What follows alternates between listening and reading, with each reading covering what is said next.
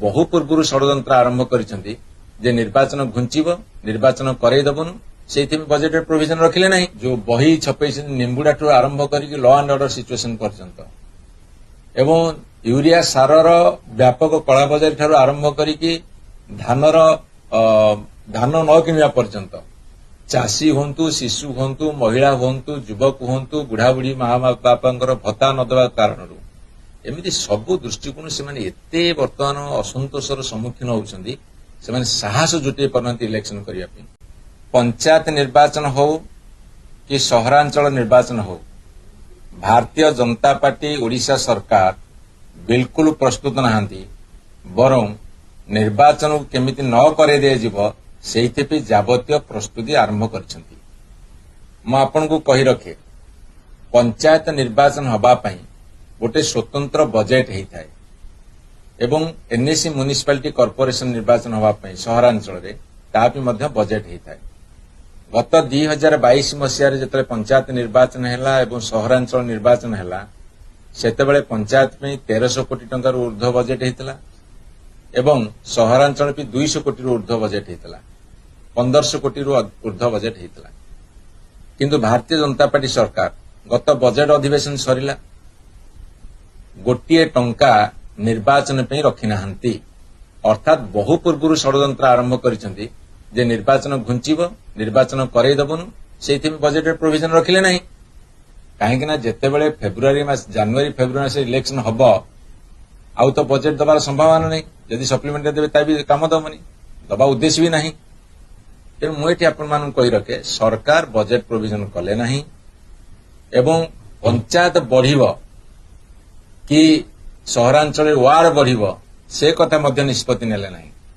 जनसंख्या बढ़ी 2002 मसीह थरे पंचायत संख्या बढ़ी 2017 मसीह पंचायत संख्या बढ़ी 2027 बढ़िया कथा लोकंर डिमांड भी अच्छी वो पंचायत जदि जनसंख्या बढ़ी बढ़िया कथा एवं सहरांचल अभिवृद्धि घटी जनसंख्या से वार्ड बढ़िया कथा ये प्रक्रिया मध्य से कले नहीं ना पंचायत बढ़िले ना वार्ड बढ़ेले ना ए कथा को से व्यवस्था कले। एवं तृतीय कथा होची जे एही समय भितर अनेक एनएसी म्युनिसिपालिटी एही समय भितर अनेक एनएसी म्युनिसिपालिटी से घोषणा करछन नुआ एवं से पंचायत गुड़ा सब म्युनिसिपालिटी एनएसी हैला तार अवस्था कौन से जनइले नहीं। एवं भुवनेश्वर म्युनिसिपल कॉर्पोरेशन हो बा कटक हो बा बड़ बड़ म्युनिसिपल कॉर्पोरेशन हो सेठी मध्य अनेक पंचायत आसिक मिसिला तार परिस्थिति कौन से जनइले नहीं। आपण नुआ कॉर्पोरेशन पूरी को कले सेठी बहुत पंचायत मध्य सामिल होउची सेठी मध्य कौन हम से कथा निष्पत्ति नेले नहीं। तेणु मैं आपन कहवाक चाहे जे पंचायत निर्वाचन पे एवं एनएसी म्युनिसिपालिटी कॉर्पोरेशन निर्वाचन पे व्यापक प्रस्तुति दरकार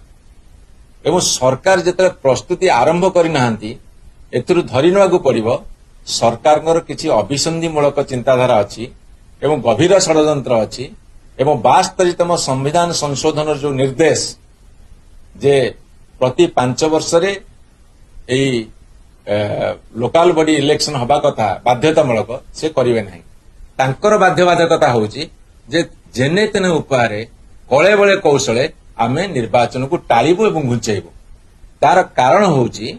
जे आपण देखिबे से बहुत अनपॉपुलर हे गेले लोकप्रियता हारि गेले एवं तांको पार्टी भीतर असंभव भावरे तांकर अंतर्द्वंद अंतकंदल एवं ता साथी आपण देखिबे बर्तमान गाँ गहल टू आरंभ करी सहरांचल पर्यंत से जो बही छपे निम्बुडा ठू आरंभ करी लॉ एंड ऑर्डर सिचुएशन पर्यंत एवं यूरिया सारर व्यापक कला बजारी ठारू आरंभ करी धानर धान न किणवा पर्यंत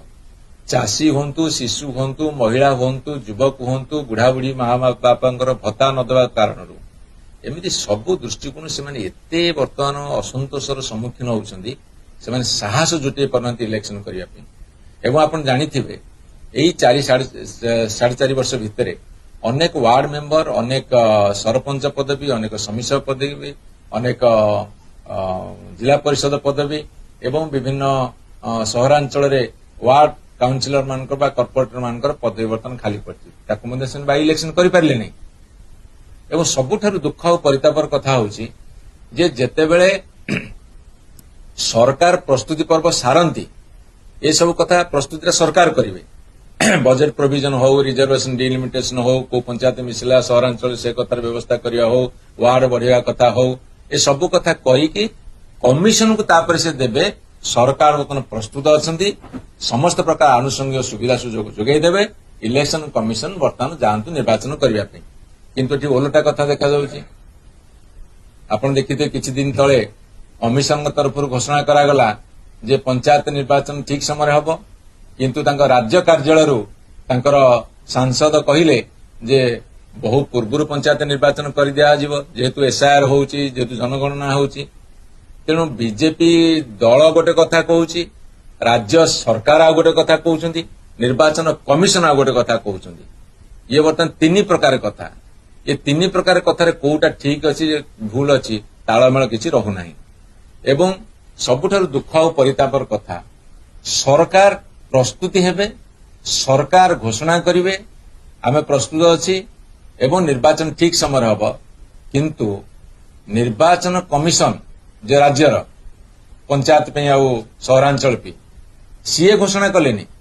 ତାଙ୍କର ଜଣେ ସଚିବ ସିଏ ଆସି ଘୋଷଣା କରିଦେଲେ ନିର୍ବାଚନ ବିଳମ୍ବ ହେଇପାରେ ଏହାର ଅର୍ଥ କଣ ବିଳମ୍ବିତ ପ୍ରକ୍ରିୟା ଏ ଦେଶର ଗଣତନ୍ତ୍ରକୁ ଧ୍ୱଂସ କରୁଛି ବିଳମ୍ବିତ ପ୍ରକ୍ରିୟା ସେମାନଙ୍କର ସ୍ୱାର୍ଥ ପାଇଁ କରୁଛନ୍ତି